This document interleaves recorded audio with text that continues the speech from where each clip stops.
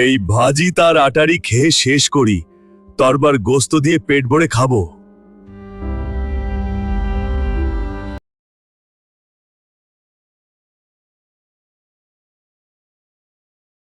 চলো না, বাপেন বাড়ি যাই।